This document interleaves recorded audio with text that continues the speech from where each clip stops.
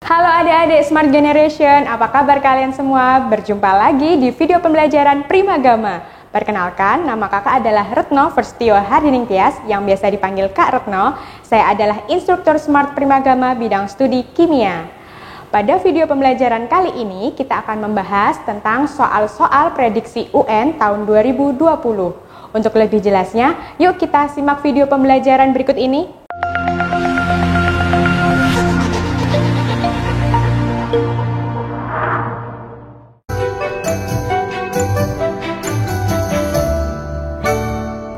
Ya, langsung saja kita masuk ke soal yang pertama. Dalam soal yang pertama ini akan diketahui konfigurasi elektron dari dua ion.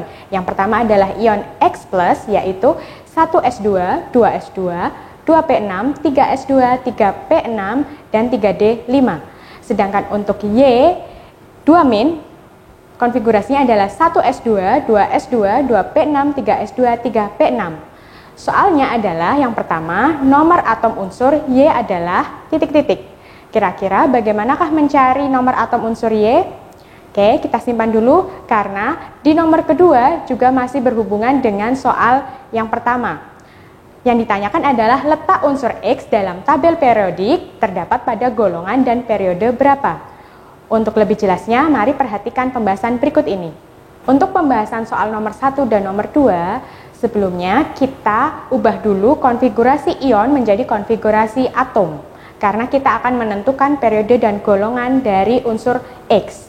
Oleh karena itu, dibuat dulu konfigurasi atomnya, sehingga konfigurasi atom X menjadi 1s2, 2s2, 2p6, 3s2, 3p6, 4s2, 3d6.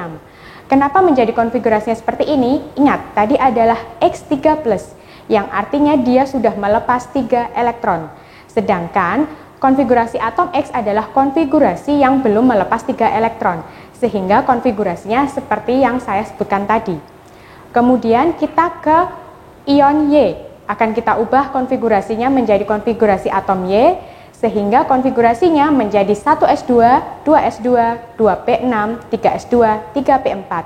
Karena di sini tadi ion Y2- berarti yang artinya adalah konfigurasi yang sudah ketambahan 2 elektron, sedangkan konfigurasi atom Y-nya berarti adalah konfigurasi yang belum ketambahan 2 elektron. Maka seperti yang sudah saya sebutkan tadi. Oleh karena itu, sekarang kita bisa menentukan golongan dan periode dari masing-masing unsur. Untuk unsur X sendiri berarti golongannya adalah 8B. Golongan 8B ditentukan dari elektron valensinya. Ya, elektron valensinya kalau kita lihat dari konfigurasi atom X, paling belakang adalah 3D6. Ingat, kalau paling belakangnya adalah D, harus dihitung dengan S-nya. Sehingga jumlah elektron dari D sama S dijumlah 6 ditambah 2, jadinya 8. Tapi karena ini adalah D, maka golongannya adalah B. Sehingga golongan dari unsur X adalah 8B. Kemudian untuk periodenya sendiri berarti kita lihat dari konfigurasi angka yang paling besar. Karena periode itu adalah menunjukkan kulit dari atom tersebut. Oleh karena itu periodenya berarti adalah 4. Sedangkan untuk unsur Y sendiri berarti golongannya sama, kita tentukan dari elektron valensinya. Tapi yang ini paling belakangnya adalah P. Tetap kalau P dihitung juga dengan yang S. Berarti jumlah elektron dari P dihitung dengan yang S. 4 ditambah 2. Jadinya 6. Tapi karena ini P berarti golongannya masih A. Sehingga golongan untuk unsur Y adalah 6A. Sedangkan periodenya kita lihat lagi angka yang paling besar dari depan S atau P itu adalah 3. Sehingga periodenya adalah 3. Setelah itu kalian dapat menjawab soal nomor 1 dan 2 bukan? Oke, sekarang kita lanjut ke nomor 3. Pada soal nomor 3 diketahui unsur A mempunyai konfigurasi elektron yaitu 1s2, 2s2, 2p2. Sedangkan unsur B memiliki konfigurasi elektron 1s2, 2s2, 2p6, 3s2, dan 3p5. Kemudian pertanyaannya adalah unsur A dan B kira-kira dapat membentuk senyawa dengan rumus dan jenis ikatan apa? Untuk lebih jelasnya, mari kita bahas soal berikut. Ya, sebelumnya tadi diketahui bahwa konfigurasi dari atom A yaitu adalah 1s2, 2s2, 2p2. Sedangkan konfigurasi untuk atom B adalah 1s2, 2s2, 2p6, 3s2, 3p5. Dari konfigurasi ini kita lihat dulu elektron valensi dari masing-masing atom. Untuk atom A dia memiliki elektron valensi 4, sedangkan untuk atom B elektron valensinya adalah 7. Elektron valensi ini ditentukan dari konfigurasi ya. Untuk atom A tadi kita lihat bahwa yang paling belakangnya yaitu P. Ingat kalau P harus dihitung sama yang S, berarti elektron dari yang P sejumlah 2 kemudian ditambahkan dengan yang S juga sejumlah 2. Makanya elektron valensinya adalah 4. Sedangkan untuk yang atom B kita lihat dari konfigurasi paling belakangnya juga P. Kemudian kita jumlah dengan yang S sehingga 5 ditambah 2, maka diperoleh elektron valensinya yaitu adalah 7. Kemudian untuk membentuk ikatan antara A dan B, maka kita akan membuat senyawa ini stabil. Untuk stabil berarti harus oktet. Oktet berarti jumlahnya harus 8. Untuk A, karena tadi memiliki 4 elektron valensi, berarti untuk stabilnya membutuhkan 4 elektron. Sedangkan untuk yang B, karena dia memiliki 7 elektron valensi, maka untuk stabil atau oktetnya, dia membutuhkan 1 elektron. Karena A dan B ini sama-sama membutuhkan elektron, maka akan terjadi pemakaian bersama elektron. Kemudian dia akan membentuk senyawa AB4, karena A akan mengambil 1 elektron dari masing-masing atom B yang sebanyak 4, yang nantinya akan stabil membentuk oktet. Sama halnya dengan yang B, dia akan mengambil 1 elektron dari atom A untuk stabil. Makanya senyawa yang terbentuk adalah AB4, dan untuk ikatannya adalah kovalen. Kenapa kovalen? Karena terjadi pemakaian bersama elektron. Kalau ikatan ion terjadinya adalah karena adanya serah terima elektron. Maka dari itu jawabannya adalah senyawa AB4 dengan ikatannya adalah kovalen. Masih semangat kan belajarnya? Yuk kita sekarang lanjut ke nomor 4. Sebelumnya perhatikan dulu data hasil percobaan berikut. Berdasarkan data tersebut, maka dapat disimpulkan bahwa jenis ikatan yang terdapat pada zat A dan B adalah. Oke, sekarang kita perhatikan dulu dari tabel. Dalam tabel ada diketahui sifat fisis dari zat A dan zat B yang berupa wujud zat, kelarutan dalam air, daya hantar listrik larutan, dan titik leleh, dan juga titik didih. Pada zat A, wujud zatnya berbentuk padat, kemudian kelarutan dalam airnya yaitu larut, daya hantar listriknya adalah konduktor, sedangkan titik leleh dan titik didihnya tinggi. Sedangkan untuk yang zat B, wujud zatnya adalah padat, kemudian untuk kelarutan dalam airnya dia tidak larut, dan sifat daya hantarnya adalah isolator, dan titik lelehnya rendah. Kira-kira kalian sudah bisa memprediksi belum ikatan yang ada pada zat A dan zat B? Oke, untuk lebih jelasnya mari kita bahas soal berikut. Sebelumnya kita tadi telah memperhatikan sifat-sifat fisis dari zat A dan zat B pada tabel. Pada tabel kita mengetahui bahwa sifat fisis dari zat A untuk kelarutannya dalam air dia larut dan bersifatnya konduktor. Senyawa yang bersifat konduktor dan larut dalam air kemungkinannya adalah senyawa ion atau senyawa polar. Namun sekarang kita perhatikan titik didih dan titik leleh dari zat A. Ya, zat A memiliki titik didih dan titik leleh yang tinggi. Senyawa yang memiliki titik didih dan titik leleh yang tinggi adalah senyawa ion. Maka kita dapat tentukan bahwa zat A ini adalah senyawa yang memiliki ikatan ionik. Kemudian kita perhatikan zat B. Pada zat B, sifat fisisnya kelarutan dalam air dia tidak larut, sedangkan daya hantarnya dia adalah isolator. Senyawa yang bersifat isolator dan juga tidak larut dalam air, kemungkinannya adalah senyawa kovalen nonpolar. Maka dari ini kita dapat menyimpulkan bahwa zat A adalah senyawa yang memiliki ikatan ionik, sedangkan yang B adalah ikatan kovalen nonpolar.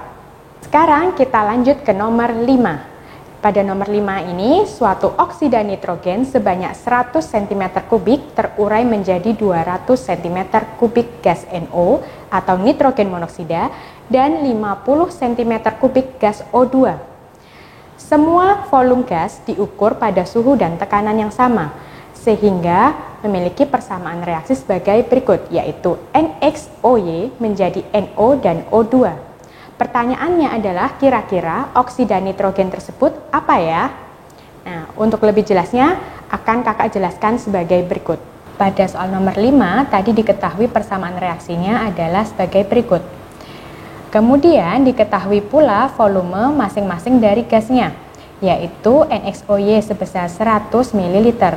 Kenapa di sini mililiter? Karena mililiter sama saja dengan cm kubik. Maka volume gas NO di sini 200 ml, sedangkan volume gas oksigennya adalah 50 ml.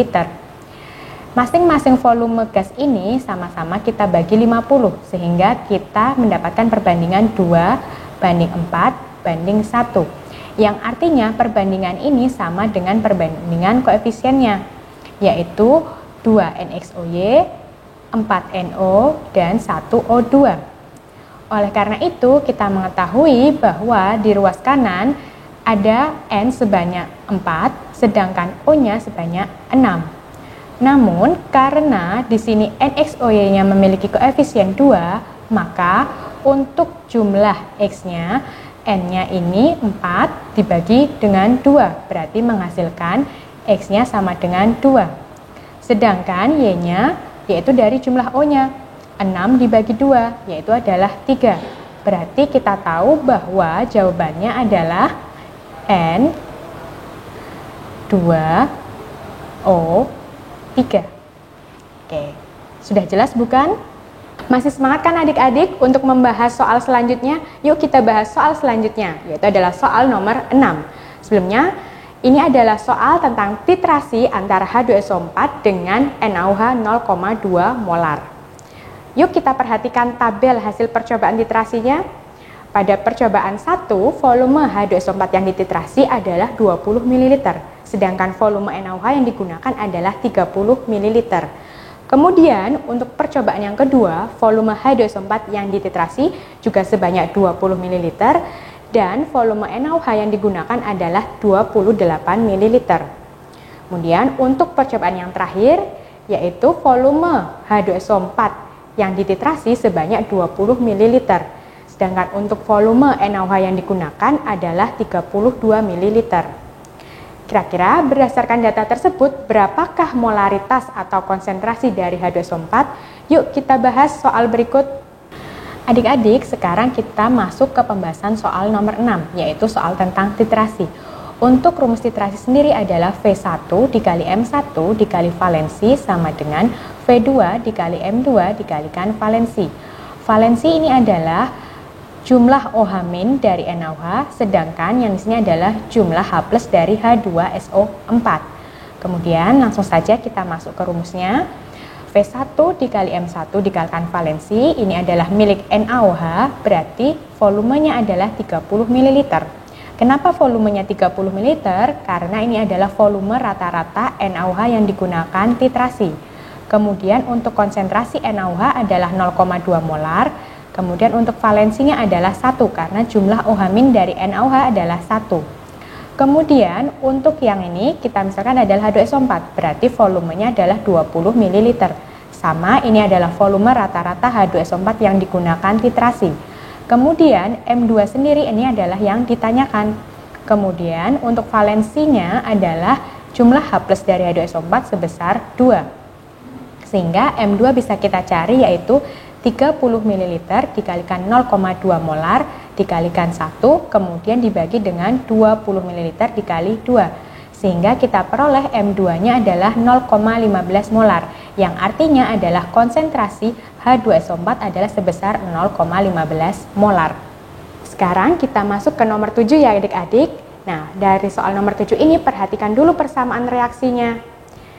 Dan pertanyaannya di sini adalah jenis reaksi yang terdapat pada persamaan reaksi adalah. Untuk lebih jelasnya, yuk kita bahas bareng-bareng. Sekarang kita masuk ke pembahasan soal nomor 7. Di sini yang ditanyakan adalah jenis reaksi yang terdapat pada persamaan ini. Oke, kita lihat di sini. Kata kuncinya ada di sini adik-adik. Di sini adalah adanya ikatan rangkap, kemudian ditambah oleh HCl. HCl adalah asam halogen. Suatu senyawa yang berangkapkan 2 atau alkena apabila ditambahkan asam halogen bisa berupa HCl, HBr ataupun HI, dia akan menjadi alkana. Berarti nanti di sini akan menjadi alkana. Namun, yang ditanyakan adalah jenis reaksinya. Apabila suatu alkena ditambahkan asam halogen, kemudian menjadi alkana, reaksinya disebut adalah reaksi adisi. Maka jawabannya adalah yang A. Kita lanjut ke nomor 8 ya adik-adik. Perhatikan dulu soal nomor 8 ini. Pertanyaannya adalah pasangan senyawa manakah yang bukan merupakan isomer fungsional? Kira-kira kalian sudah bisa menebak belum mana pasangan senyawa yang bukan merupakan isomer fungsional? Kata kuncinya adalah isomer fungsional. Pasti kalian sudah tahu bukan apa itu isomer fungsional?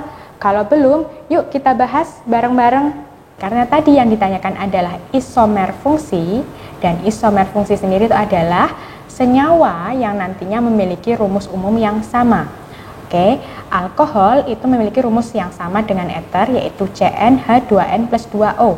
Sedangkan aldehid nanti dia akan memiliki rumus umum yang sama dengan keton, yaitu CnH2nO. Sedangkan untuk asam karboksilat nanti akan memiliki rumus umum yang sama dengan ester, yaitu CnH2nO2. Oke, sekarang kita perhatikan dari kelima pilihan jawaban. Di sini yang A, dia memiliki gugus fungsi OH yang artinya adalah alkohol. Kemudian di sini ada gugus fungsi O yang artinya ether. Berarti jawaban pilihan yang A benar karena alkohol dengan ether memiliki rumus umum yang sama. Kemudian untuk pilihan jawaban yang B, di sini memiliki gugus fungsi C rangkap OH yang artinya adalah gugus fungsi dari aldehid. Sedangkan di sini adalah CO yang artinya adalah gugus fungsi dari keton. Berarti yang B juga benar karena di sini adalah aldehid memiliki rumus umum yang sama dengan keton. Kemudian untuk pilihan yang C, di sini kita lihat gugus fungsinya adalah COOH, yaitu adalah gugus fungsi dari asam karboksilat. Sedangkan yang ini adalah COOR, yang artinya ini adalah gugus fungsi dari ester. Ester sendiri memiliki rumus umum yang sama dengan asam karboksilat, berarti ini juga benar. Kemudian untuk pilihan jawaban yang D, di sini memiliki gugus fungsi O, yaitu tadi apa? Ya, gugus fungsi dari ether. Kemudian di sini adalah OH yang artinya adalah gugus fungsi dari alkohol. Ingat, tadi alkohol dengan ether memiliki rumus umum yang sama. Sekarang kita ke pilihan jawaban yang E. Di sini ada gugus fungsi C rangkap O yang artinya berarti ini adalah gugus fungsi dari keton. Kemudian di sini ada OH yang artinya adalah gugus fungsi dari alkohol. Keton dengan alkohol tidak memiliki rumus umum yang sama, maka yang bukan merupakan isomer fungsional adalah yang E. Yuk kita tetap semangat membahas soal-soal prediksi UN. Sekarang kita akan masuk ke soal nomor 9. Perhatikan dulu rumus struktur dari soal nomor 9. Karena pertanyaannya adalah rumus struktur dari ortonitrotoluena. Kira-kira manakah rumus struktur ortonitrotoluena? Di sini ada kata kunci toluena. Toluena adalah benzena yang salah satu atom hanya diganti oleh CH3. Kira-kira dari kelima pilihan rumus struktur ini, kira-kira manakah yang mengandung CH3? Pilihannya hanya yang A bukan? Berarti sebenarnya kita sudah bisa menjawab, yaitu jawabannya adalah A. Tapi untuk memastikannya, karena tadi di soal ada ortonya, kira-kira orto itu apa ya? Nah, orto maksudnya adalah 1,2. Nanti kalau misalkan meta, yaitu 1,3. Sedangkan para 1,4. Untuk lebih jelasnya, perhatikan soal nomor 9 pada pilihan A. Di situ ada CH3 dan juga nitro. Nah, berarti kalau orto 1,2 berarti satunya adalah toluenanya, yaitu CH3-nya, kemudian yang dua adalah nitronya. Berarti benar bukan kalau jawabannya adalah yang A? Sekarang kita masuk ke soal yang terakhir ya adik-adik, yaitu soal nomor 10. Sebelumnya perhatikan tabel pada nomor 10. Di sini terdapat tabel data percobaan uji protein dari berbagai bahan makanan. Ya, di sini ada 4 bahan makanan yaitu A, B, C, dan D. Pada bahan makanan yang A, apabila diuji dengan bioret dia akan menghasilkan warna ungu, sedangkan santoproteat berwarna jingga. Kemudian untuk PB asetat dia akan menghasilkan warna coklat kehitaman. Kemudian untuk bahan makanan yang B, apabila diuji dengan bioret dia menghasilkan warna ungu. Kemudian santoproteat dia juga menghasilkan warna jingga. Kemudian untuk PB asetat dia tidak berubah. Kemudian untuk bahan makanan yang C, apabila diuji dengan biuret dia juga menghasilkan warna ungu. Sedangkan santoproteatnya dia berwarna kuning. Dan yang untuk PB asetat dia berwarna coklat kehitaman. Kemudian yang terakhir yaitu adalah bahan makanan yang D. Apabila diuji dengan biuret dia akan menghasilkan warna biru muda. Sedangkan santoproteat tidak berubah. Dan untuk PB asetatnya dia menghasilkan warna coklat kehitaman. Berdasarkan data tersebut, bahan makanan protein manakah yang mengandung inti benzen? Untuk lebih jelasnya, yuk kita bahas bareng. Pada soal nomor 10 ini yang ditanyakan adalah bahan makanan berprotein manakah yang mengandung inti benzen. Berarti sekarang kita fokus ke santoproteat. Kenapa kita fokus ke santoproteat? Karena pada santoproteat ini menguji adanya cincin benzen pada bahan makanan berprotein. Nah, dari tabel kita tahu bahwa dalam uji santoproteat yang menghasilkan warna jingga adalah bahan makanan A dan B. Yang artinya berarti positif mengandung cincin benzen. Maka jawabannya adalah A dan B. Sedangkan kalau uji biuret itu adalah untuk menguji adanya ikatan peptida. Berarti yang mengandung ikatan peptida adalah A, B, dan C. Tetapi kalau untuk PB asetat itu adalah menguji adanya kandungan belerang yang akan menghasilkan warna coklat kehitaman. Berarti kalau yang ditanyakan adalah manakah yang mengandung belerang, berarti bahan makanan yang A, C, dan D. Demikian adik-adik Smart Generation penjelasan mengenai soal-soal prediksi UN pada tahun 2020. Semoga bermanfaat untuk kalian semua. Sampai berjumpa di video pembelajaran selanjutnya. Jangan lupa ya subscribe channel YouTube kita dan bunyikan loncengnya agar tetap update video kita. Primagama siap, Primagama smart, Primagama terdepan dalam prestasi. See you!